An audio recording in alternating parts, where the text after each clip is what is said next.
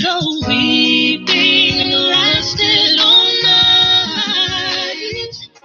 I know that joy comes in the morning light. So I march on to a new song, 'cause I've been marching to that old one way too long. And gotta move on and take new steps every day, 'cause I know there is got to be another way. And I'm brighter someday, so I march on. So that is brand new music, brand new single called March On by Chicago's own Asia Jamal, featuring her brother Elijah Jamal as part of her program, the March On Movement, that supports victims of sexual abuse and assault. You can find more information about the movement as well as purchase and download March On following the link located in the show promo already. If you're not, it's just Rick Lockhart 2 or Rick's Room, RIXROOM. It's really simple, but you should have it already. You can locate all of her music under Songbird, that's BIRD with a Y, on platforms such as Apple Music, Amazon, and CD Baby. Make sure to check her out. She's doing definitely an artist to pay attention to. Like I said, Chicago's very own, and I'm a big fan of her. So it's Asia Jamal, and with March On, her brother Elijah Jamal. Check it out. Welcome to Rick's Room here on IntellectualRadio.com. I am your host, Mr. Rick. This is an iHeart radio station, one of my favorites, and thank you for stopping by. Evening, happy spring, I guess. Yeah, make that happen, right? It's really my favorite time of year, though. Real talk. It's March Madness. You got basketball on everywhere, right? And frost on my windshield. What's that happen? And frost on my windshield. Well, I mean, it's still kind of, but listen, you could be in the Northeast where there's a whole nother nor'easter. So shout out to all right. Shout out to all my New York and New Jersey folks. Sorry, I'm not there, but I blame the government. And listen, so yesterday was a pretty important day in Illinois. We had a very important election. And from what I hear, the black voter turnout was a bit lackluster, to say the least. Like, we just didn't do what we should have done. And listen, you know, I've had conversations with people all about how we can turn up for Black Panther, do all these wonderful things for when it doesn't necessarily count. I mean, it's great to promote those things, but when we have an opportunity to do something that's impactful and it's free, I don't understand how we missed that. And in fact, to quote a very influential person in my life, I like to call him a wise man, Dr. L. Bernard Jakes, said something that really kind of resonated with me. Of low black voter turnout, but high black people turn up when we're insulted. That's all. It's my Miranda Priestley voice. But it's absolutely true. We got to do better. And I'm pretty sure I know some people, just in case, if you didn't vote because you're not registered to vote, I know some people. However, if you didn't vote for some other reason, we shouldn't even be friends on Facebook. So we'll talk about that later. But thank you so much for tuning in with us. If this is your first time hanging out, welcome to the kick back, have adult conversations, confronting stereotypes, discussing current events or whatever else may come up. All I ask is that if you engage in the conversation, just be respectful. And if you've been here before, you know the deal. Go ahead and grab your adult beverage. Find a spot on the floor, on the couch, on a love seat, ottoman, whatever. Just stay off my bed. And join in the conversation. You have several ways to do that. We'll talk about in a minute. You can find us here live every Wednesday at IntellectualRadio.com, an iHeart radio station. Shout out to the hashtag IR Hump Day crew. Hashtag Wednesday is the new Friday. We're live streaming on Facebook. Everybody wave over this. Hey, Facebook. Hey, Facebook. We also got live streaming on YouTube. Those cameras over there say, hey, YouTube. Hey, YouTube.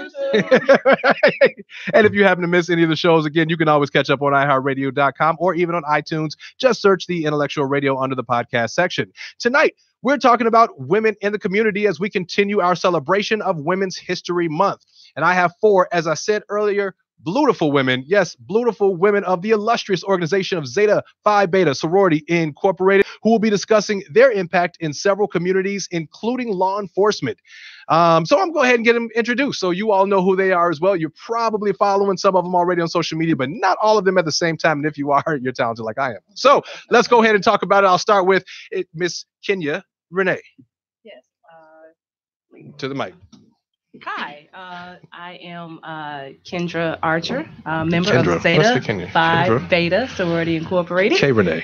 Yes, Clark Atlanta, Spring 99. Come on, Clark Atlanta. And Happy to be here with my frat. Happy to be here with my frat Rick. Yes, ma'am. And other sorors. We are in the building. Tell us a little bit about what you get into, what you do, what you got going on in your spare time. Oh, I work a lot. I am currently in law enforcement. I've been in law enforcement for 5 years. Prior to that, I was a mental health therapist. Did that overseas with the Navy for several years. Hey, Japan, I miss Japan. and currently, I'm a member of the best chapter. Oh. Tau Alpha Zeta. Oh. Hey, Tau. Whoa. Get it started already.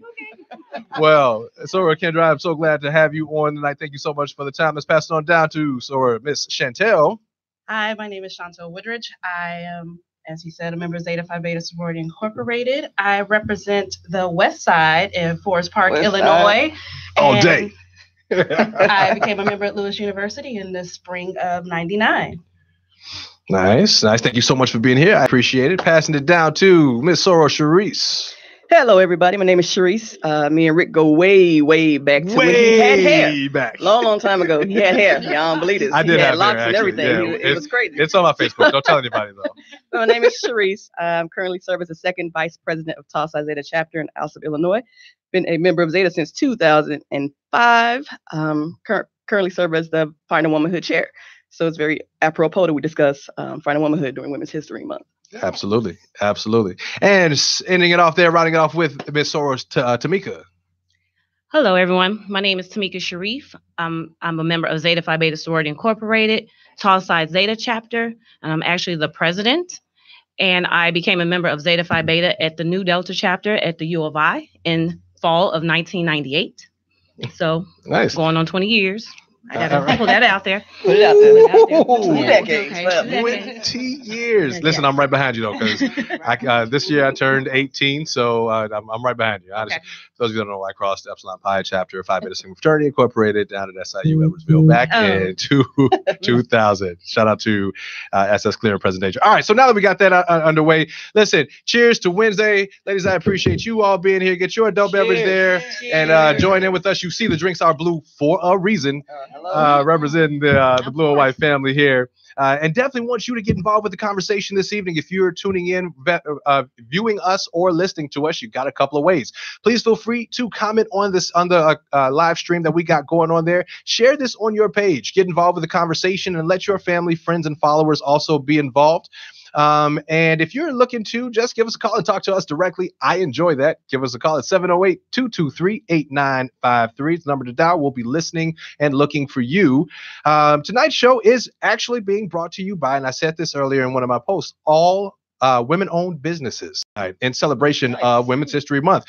To start it off, Made Spotless Cleaning offers commercial and residential cleaning and organizing. We take pride in all of our work and have passion for helping others doing what we do best. By listening to your needs, we are committed to delivering a consistent, high quality of work. Made Spotless Cleaning is bonded and insured with flexible days and hours to suit your desires. We accept credit cards, checks, or cash and are looking forward to the opportunity to work with you. So call today for a free estimate and see if you're in our cleaning zone. That's 708-372-1075. And be sure to check out Facebook page for more details. That's facebook.com/Made Spotless. Tonight's show is also being brought to you by DLP Serenity Travel. Listen, y'all, vacation season is approaching. I can't wait. Again, my favorite time of year.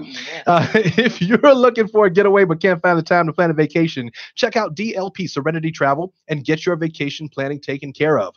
Planning trips both domestic and international and even cruises, DLP Serenity Travel can get you ready for your next getaway. Contact DLP Serenity Travel by visiting their website at dlpserenitytravel.com or call directly at 773-678-4161 to schedule a consultation. That's DLP Serenity Travel, where it's all about you. All right, so let's go ahead and get this conversation started as we continue to celebrate Women's History Month. Again, this week, we're going to talk to ladies who are active in the community and what that looks like being involved in the community, as well as law enforcement. So we're going to tackle both, and I'm so grateful to have these wonderful women of Zeta Phi Beta. And let's start, maybe you can, and don't put me back online because I know this, but let's talk about a little bit about what Zeta Phi Beta is, the organization as a whole. Don't all speak at once. Look at this. Look and see how this works. See?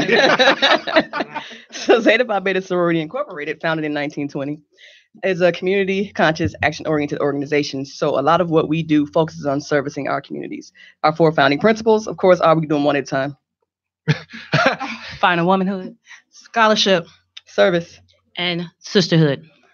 There it is. I mean, 4 of us. That was pretty perfect. That was beautiful. Absolutely beautiful. So what we do, Finding Womanhood being one of our founding principles, we celebrated during the entire month of March, which is also Women's History Month. So we fill the month with events that not only give back to our communities, but highlight women who are doing work in our communities to make sure that, everybody knows that we are out here on the front lines doing what we can to make everything better as quickly as we can, right? Mm-hmm.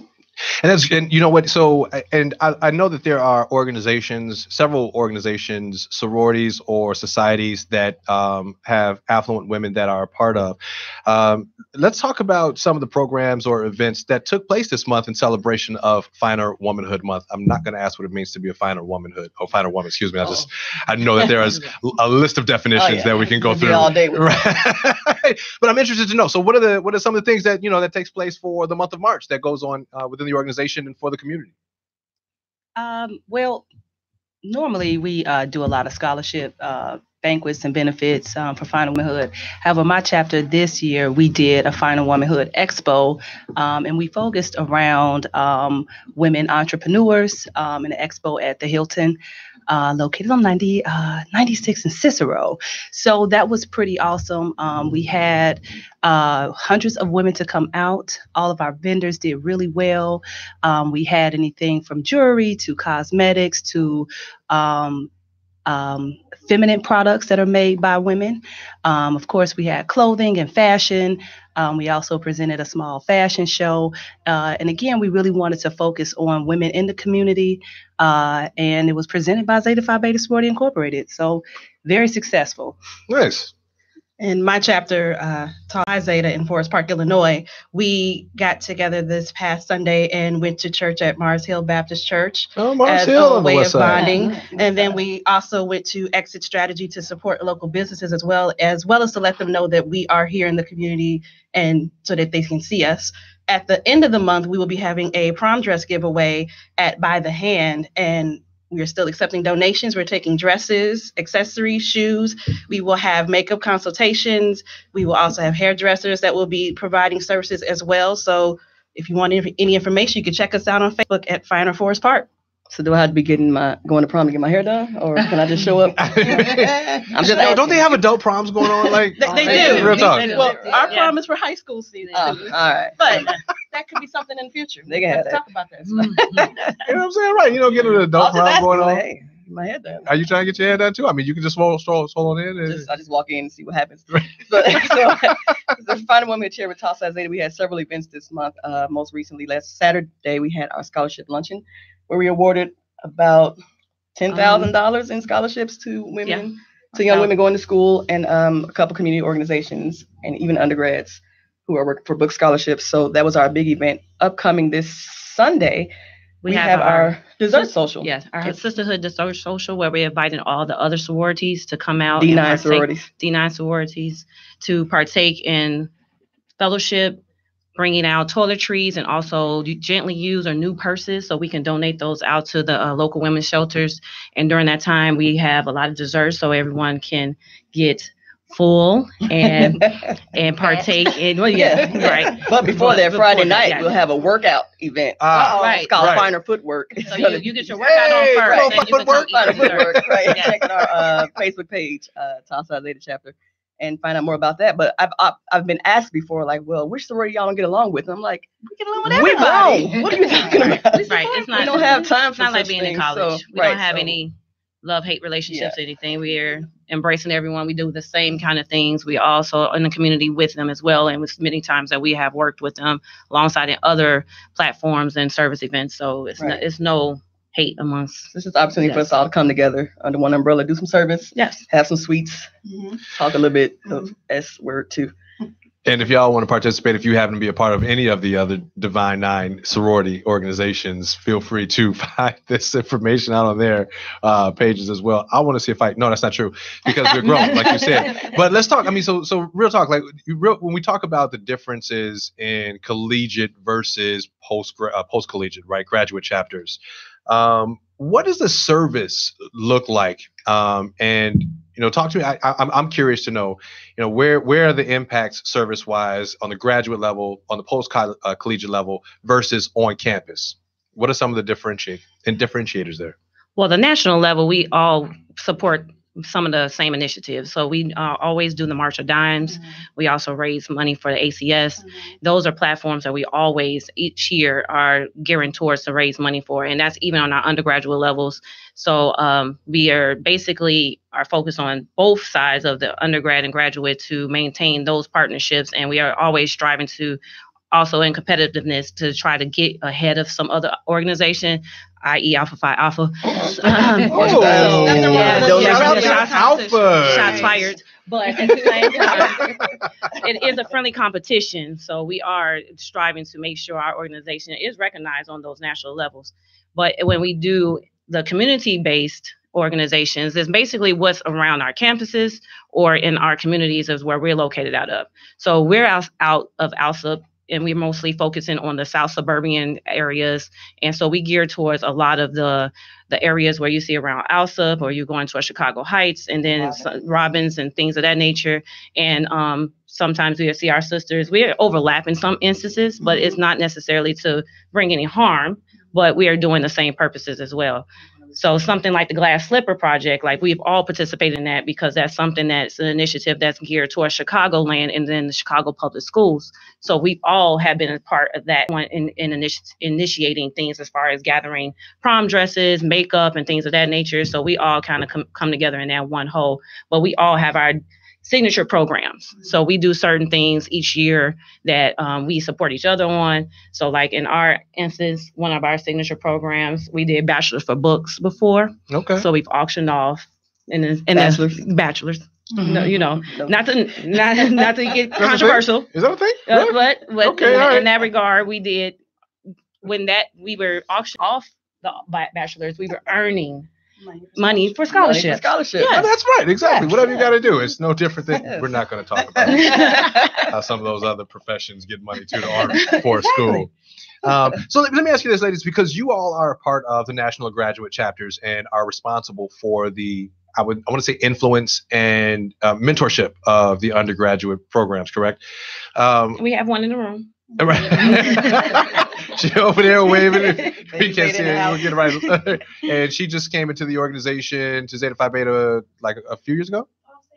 Fall of 16. So welcome to the family. Glad to have you in this illustrious, wonderful family as well. But so how do you find yourselves balancing what you have going on in your careers and, influencing and being a part of that mentorship for the young ladies who are on the graduate level as they prepare to get into, the work world? What does that look like for you? That is extremely difficult because you really have to manage your time and stay dedicated. And I think that all of us could say that when we decided to become a part, I'm going to say pledge, but when we decided to become a part of these organizations, right, we understood that it does take time. And this is really a life-changing organization for us all because we do sacrifice a lot. You sacrifice money, you sacrifice sometimes your family time, your job, everything. You're going to conferences. You are learning how to be a better leader, especially for the people that are behind you. And I think that's what really, for me, that's what really helps me to work with the undergraduates because I see leadership in them. I know that I had people to come and mentor me, and you want to continue to mentor the young men and the young women that are a part of our organizations or want to be a part of our organization. And like Kendra said, too, I think it also helps when you have a strong committee with you because we can't do that on our own. It's good to be able to know I can call someone and say, hey, I can't make this to this, but can you be there to support? Because we have to do that. The undergrads is how we started. Right. And we don't want to see that die. So when we step up to say we're going to help, that's just, you know what you have to do and you do it because this is an organization that we love and we want to see it grow. And you can't do that without helping them. Exactly. Yeah, definitely having support of your other officers, people who know what the struggle is like, who know how hard you have to work, who understand it. So they join in helping. I think another thing that makes us stand out from other organizations is that we have so many youth groups. Yes. So what are some of the youth groups? Let's go ahead. So we have Pearlettes who are 4 to 8 years old, and then Amikettes are 8 to 12, then Arcanettes are 14 to 18 years old. So we start leadership training at the age of 4. Wow. Right? So by the time, because Yes. Baby Zeta in the room was an Arcanet at one point in time, and now here she is, a Zeta, just like we are. So we start the leadership and grooming processes way earlier than other people do. And I feel like that's another thing that makes us stand out from other organizations, because we see the value in taking a young girl into, from this point on, you know, which way she should go to make right decisions when she gets to college. She is, just so you all are, you can't see her, but she's a legacy, actually. She is the daughter of Zeta Phi Beta 2 as well. So it's very important that that legacy continues on. Starting out at 4, what are some of the things, if I can ask this, you know, as we celebrate Women's History Month, what are they exposed to in regard to the programs that you have going on throughout the month? Like, is there anything that goes on community-based for the Pearlettes or for the Arcanettes to be a part of, so that they're celebrated as well? Well, just this past 2 weeks ago, Forest Park Library, I know, had a STEAM event, and we encouraged our girls to go to that to introduce them to that field and let them know it's okay. And if you're interested in these things, these are the ways that you can go about entering into that. And just, we find out what it is that they're interested in and try to foster those things. Nice. And so they are arranged by graduate chapter, by community? Like how are those organizations arranged? How does someone say, if I had a daughter, get involved? Mm-hmm. Of course, I know this is for the people that are watching. Right. But graduate chapters have the auxiliary groups. So that's how they're arranged. Each chapter has their own. Yes. Right. Gotcha. And that's great to know, because like you said, it's very important to start the leadership process, the molding process, letting them know how important they are at such a young age, and especially with, you know, things that go on in the community that could potentially affect our kids in a number of ways. It's great to know that there are opportunities out there for them. There are organizations for them as young as 4 to get involved in. Brother Charles Talbot says Zetas are unsurpassed in carrying social events and service events for this. That was great. Zetas are unsurpassed in the pairing of social events and service events for the sake of sisterhood and for the communities they serve. That March of Dimes competition is a great undertaking amongst Greek-lettered organizations. In all caps, hats off to my sorors. Soror Shaw Denise Taylor says, hashtag March of Dimes, hashtag American Cancer Society, and hashtag service. She's doing big things too. As well. So listen, let me ask you ladies this. Let's talk about some of, you know, as we are celebrating Women's History Month, and I know several organizations have their, you know, women who have been influential. Who are some of the Zetas that we can read about in history who have made impacts in whatever area? Of course, our soror Zora Neale Hurston. I can't say myself. No. I mean, you can, because, you know, present day history makes a difference too. Current history is still all her. Don't mind me. We also have our past bachelors, Cheryl Underwood, who continues to uplift our sorority in every way possible that she can. So I know that it could be a little controversial, but listen, Cheryl is our soror, and she really has done a lot for Zeta Phi Beta Sorority Incorporated. And she really continues to. You know, yes. She really does in leading the way of what it means to represent and be a part of the organization as well. Let me ask y'all. So, you know, you've been in the organization several years now. What is your favorite program? Like, what do you like most enjoy being a part of? What's like your favorite one? I enjoy the service and just being able to help. We've volunteered with Sarah's Inn with their holiday gift giving, where they have their clients come in and they get to pick up select gifts for Christmas so that their kids can still have a regular Christmas, and just the looks on their faces when they see all these things that have been donated, and just the smiles on their faces to let them know that there's somebody there that cares and supports them. It just gives me a good feeling inside. Nice. Nice. So recently, of course, again, the service. Recently, we did our first ever sisterhood cruise in November to the Bahamas. So this is our first international service project where we partnered with the Zeta chapter in the Bahamas. Kappa. It's 3 letters. Okay. But, Right. and we donated clothes and food items. And to see the children of this parish who were without shoes, without clothes, who were so excited to get just little things that we take for granted every single day, they were super excited to receive. And to see that made me realize how much of an impact this organization can have, not only in our communities, but abroad as well. So we look forward to doing it again, not just because we're on a cruise, because that part was fun. Yes. But but the opportunity to serve not only our communities, but the greater community as well. And not to forget, our brothers of Phi Beta Sigma in the Bahamas was there as well. I was just going to say, because I've never been on a cruise. I must have missed this. Completely must have missed this. It's pretty amazing. Yeah, it was. We'll do it again. All right. I'll keep my eye out. One of the influential things that I look at is the youth impact that we have. And because it integrates into the service as well, is because our youth is very instrumental in grooming them. And so, like we said, to become future leaders, and also hopefully one day those young ladies will become Zetas. So to see, like my daughter, for example, she was a MECAT when she became active. She was in grade school, and then to go through the ranks and go into high school and to become an Arcanet, and then go to her campus and have no other eyes but for Zeta, that was impactful. She didn't have to, because honestly, she could have been influenced by any other group. She just couldn't come home. But she couldn't. Right.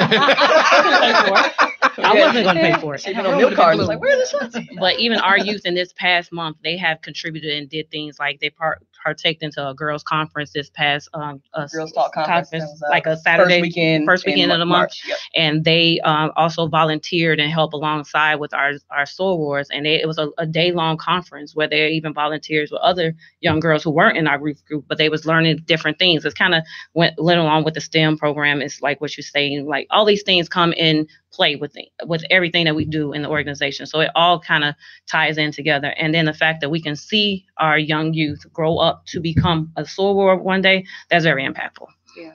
You know, I'm curious. So real talk, like, and I didn't put this on the list, but I just ask y'all. So like, are you all concerned when we have these so many social community impact events, organizations, programs, right? Are you all concerned as members of Zeta Phi Beta and as a part of the Divine Nine that we're losing our traction in our community? Like, are you seeing anything on the campuses that would say that we are still where we are, or that we've decreased, or that we're decreasing? Like, oh no, I'm sorry, I didn't mean to put it off track. My bad. It just came to me because, you know, real talk. Like, we have these organizations. All of us are a part. We have several different members who are a part of organizations. In fact, stay tuned for Dana being Dana, the show after. She's a member of AKA, but she's having the Divine Nine show next month too. It's gonna be awesome. But we're talking about the community impact that we have as organizations, and this goes out to the Masonic Order and the Order of Eastern Stars. Mm-hmm. We're a staple, or we used to be a staple in our community because we have these programs, because we have these events, right? Are we still maintaining that same level of attraction and attention for our community? Well, here's my answer to that. I'm just going to put a finger right here. Just right here in the mic. Here's my answer to that. And some may disagree, but I've always looked at the Divine Nine as being elite organizations. And we are elite because of our requirements. We are elite because of our programs. We are elite because we are worldwide. And I was a member of a chapter overseas, and I saw that firsthand, how worldwide we are and how impactful we are in our communities. Now, the average eye may not see, but that's because they lack eliteness. And that's what I see. So have we been impactful? Will we continue to be impactful? We've been around since 1920. Definitely. Now, yeah, let me do right. that. Yeah, right there. That's where it goes. Right. But, wholeheartedly, Alpha Phi Alpha has been around since 1906. So, we are over 100 years, and we are doing more than what we did then. And we have struggled from the civil rights movement, from right after slavery. And we are all college educated men and women in this Divine Nine. And that's what makes us elite. That's what makes us stand out than any other organizations because of that. Boom. I wouldn't say that our impact has lessened. I would say that it feels as though our problems have multiplied. Wow. We're in a political climate now that has probably never been seen in this way before. We look at Alabama, how women turned out to vote, right? It was Doug Jones and the rapist. And so black women came out, turned the party, right? Got him elected. And what does he do? Turn around and passes legislation that's going to harm us in the end. So we're doing our part, but if the people in power take our part and misconstrue it and take what, we meant for good and turn it for bad, it's where are we left? You know what I mean? So I wouldn't say that we aren't doing the work. We're still doing the work. We still got boots on the ground. But at the same time, the ground is just way more muddy.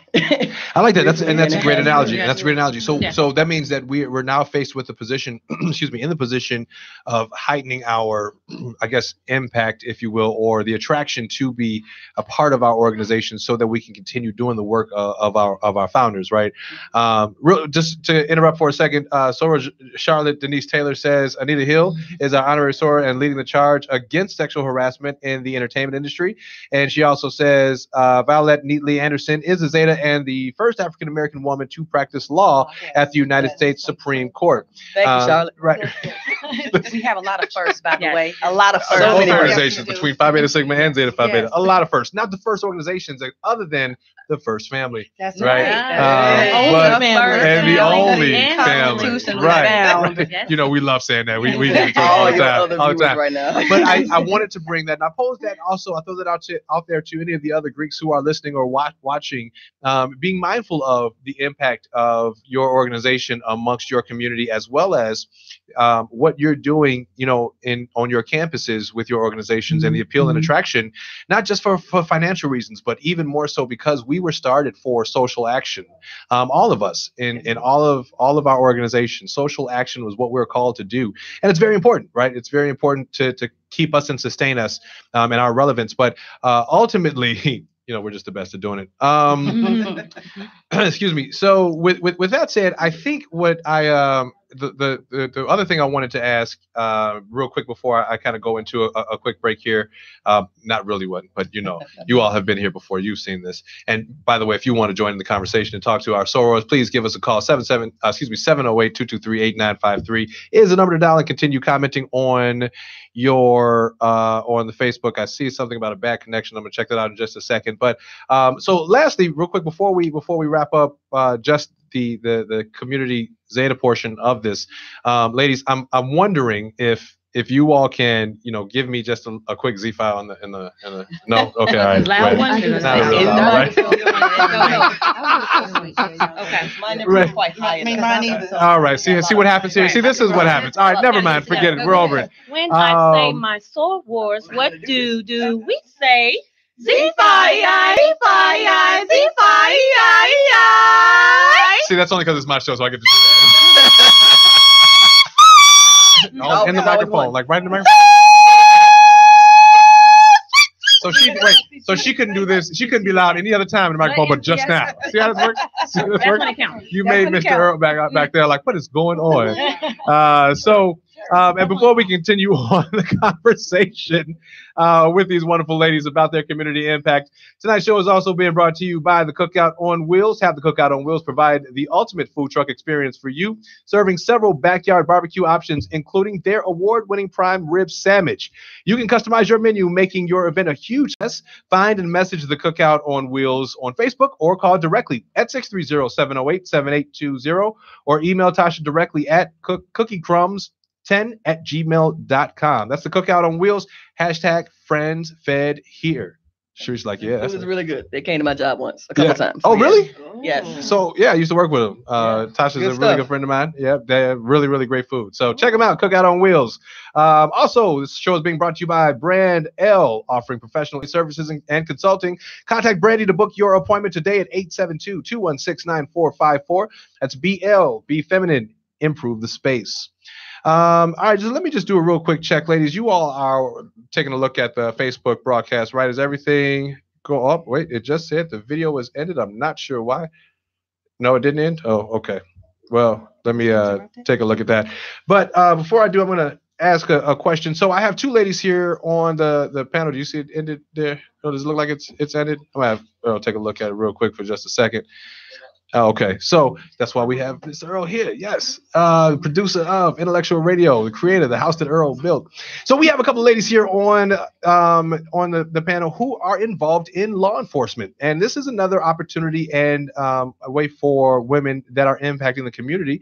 As we discussed last week, we had some women that were in ministerial leadership positions, and I wanted to kind of get an understanding and an overview, a highlight of the strides that women are making in law enforcement, which is another male-dominated field, right? So there are several obstacles and challenges that you face in several different aspects of your position. And, I just want to kind of talk about that a little bit too, because that's part of impacting the community, right? So let me start with that. What do you all find the most challenging, or what is some of the pushback that you get from civilians or even inmates, right? Because, or on the streets? No, I'm in the jail. Right. So you have inmates, you have civilians. Like, what are some of the pushback that y'all have to deal with on a regular basis? I would have to say perception. Perception of what we can do, what we are doing, and what we should be doing. That is, to me, one of the challenges working in law enforcement and explaining what law enforcement is just perception. I agree. And even working inside the jail, where it's they see me as we're one entity. It's not a separation. And some people will think of it like a correctional officer is a police officer, is a parole officer. They don't care what you are. They see that you wear blue and you're against them. So even though you're on the side of I'm here in this entity, or I'm doing this as part of keeping you here until you have your court time or whatever it is, until you're arraigned and everything else, they're looking at you as what they say, you're 12, in the nickname of 12. You're the police. So this is an opportunity to give, I like to say that there are so many hashtag lives matters out there. This is the real hashtag Blue Lives Matter. We have officers and ladies of Zeta Phi Beta Sorority Incorporated rocking that blue. So, well, let me ask you this then. When you have perception from and having to show your influence, right, in that capacity, what's some of the challenges that you face on a day-to-day basis, just being in your position with your colleagues or in the industry? Well, I think you said it initially when you talked about being in a male-dominated environment. That is a huge challenge for many women in law enforcement, especially minorities. You're faced with promotions. You're faced with, are you tough enough? You're faced with, do you know what you're doing? Do you know what you're talking about? And there are those positions that people think that you're supposed to be in, those stereotypical positions. Because you are a minority Black woman, you are lazy. You should be working the desk, and the typical, this woman, and why don't you sit over there while I wait? Hold on, because I'm drinking my coffee. That kind of officer. Or, you're the loud officer. There is, but here is the thing. Most of us come into law enforcement with education, and we're a lot more educated than most of our colleagues, minority Black women. We are. And we are often overlooked because of that, because we present a challenge. So that's my experience, and many other women that I work with. I don't know if you experience the same thing, Sora. Well, I've been in my position much smaller time than Kendra has been, but at the same time, I look at it from the outside looking in, as well as being not too long ago as a civilian and moving into a organization where they're looked at as you're against us. And what it is, when I come outside, I'm still that Black woman. I'm from the South Side, or all the things that you worry about daily as well. Like you worried about your Black men in your family and things getting done to them if they're going out and they getting pulled over. Or just like I'm reading an article the other day, another Black man was out in his backyard with his phone in his hand and he got shot and killed. That still touches me, regardless of what color I wear at work.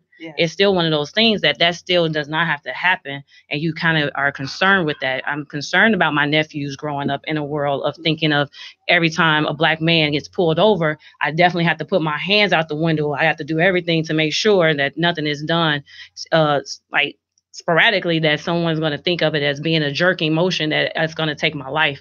So I'm not against or like removed from the fact because I work in this entity or that I'm not aware of it. So when I go home, I still have those same things that I deal with. I go home and I actually don't show that I'm part of this organization in that way because I'm concerned about my safety when I go outside. Yeah. So, yeah.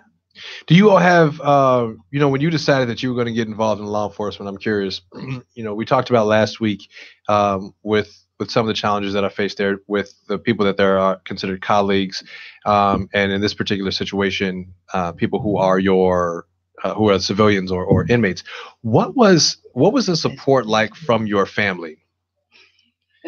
Like, what did you have to deal with them? My family was extremely supportive in my decision to go into law enforcement. I did get the I'm afraid for you, but I'm a tough cookie. So, they were very supportive and they wanted to ensure that they always make sure that that I'm safe. They hate the fact that I work so much, but I absolutely love my job.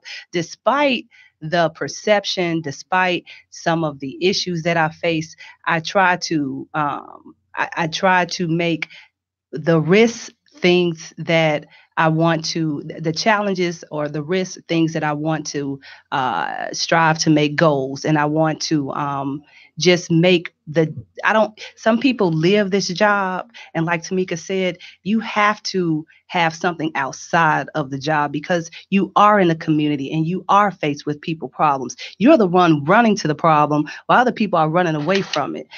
So in terms of my family supporting me, they support me 100%.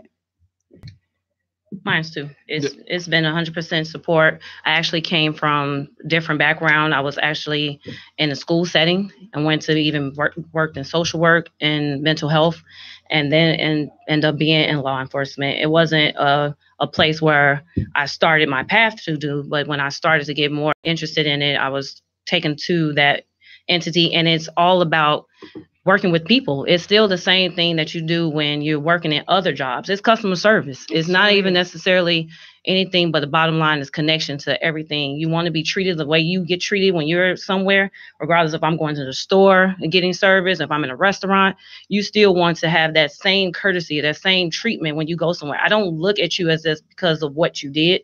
I care not to know. I don't want to know. But if I'm not giving you a service in the sense of, I think I'm doing myself just as far as my family as well, because I don't want to bring any more extraness to thinking that it's harmful. So you already have another stressors. The job itself is a stress. Yeah. So we are more likely to have heart attacks on our job. We're more likely to have different things in our family to happen because of like she said, we run into the problem. So we're the first line of fire. It was first things that happen, and we're more likely to have those stressors. So I don't want to have them at home worrying about it. And I work a late shift. So to think about it like, oh, she's gone overnight. It's more than just enough to just make sure I do my 8 and hit the gate. Now, how do you think that some of those, as we mentioned, the not the challenges, but some of the things that you deal with on a regular basis, some of those issues and concerns of the community, how do you think that we can fix those?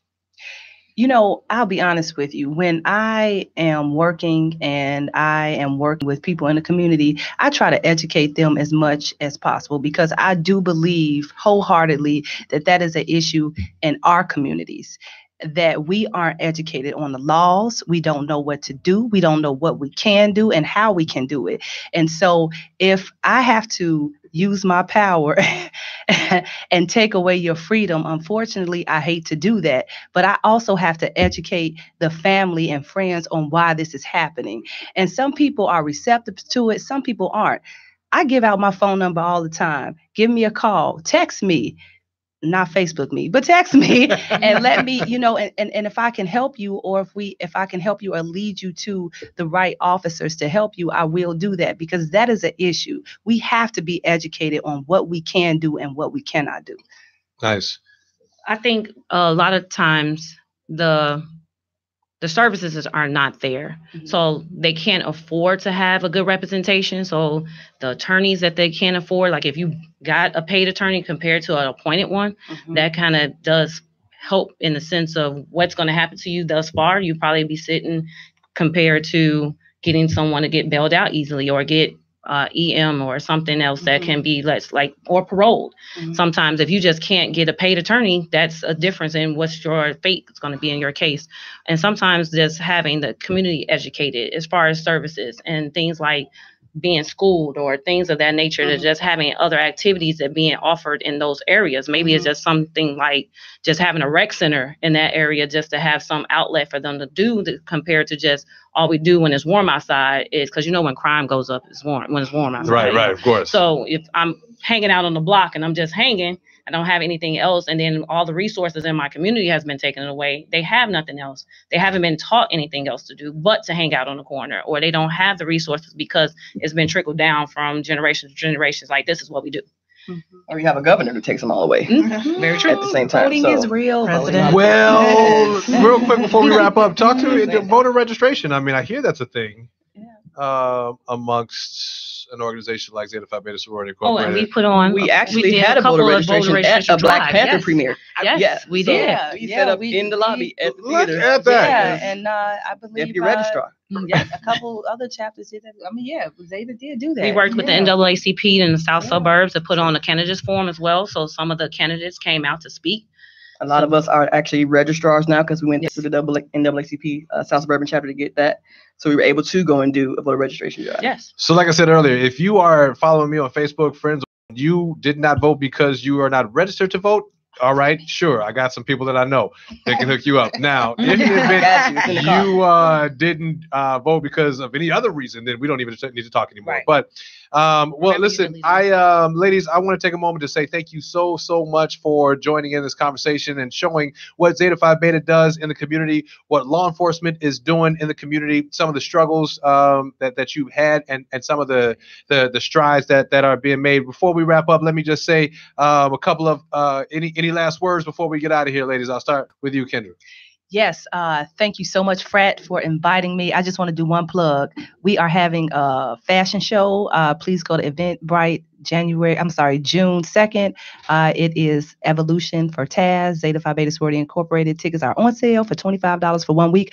But Frat, thank you for inviting myself and my sorors for coming out. I really enjoyed it. Thank you for being here. I appreciate it. And I will repeat what Kendra said, and thank you. And we are having a poetry slam on April 13th where high school students can submit a poetry that they perform, and we'll be giving out scholarships. The highest scholarship we'll be giving out is $1,000, and that will be at the Forest Park Library from 6 to 8 p.m. on April 13th. Here's the thing. Scholarships are important. Scholarships are important. College is expensive.